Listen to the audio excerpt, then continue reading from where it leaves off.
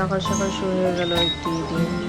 দিনটি আসলে মেঘলা, এভাবে মেঘলা দিনে ভালো লাগে না, মনটা বেশি ভালো লাগে না। তারপরে আমি এখানে শুরু করলাম আমার সকালে নাস্তা। এখানে বসিয়েছি আমার সবজি, আর এখানে আমার ছেলের খিচুড়ি।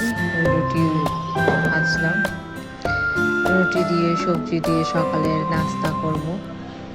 যদিও বৃষ্টির দিন, কিছুই করতে ভালো লাগছে না। তো সকালের ভাজি কমপ্লিট হয়ে গেল, এখন খেতে বসবো। এদিকে আমার ছেলে খিচুড়ি শুরু হয়ে গেল।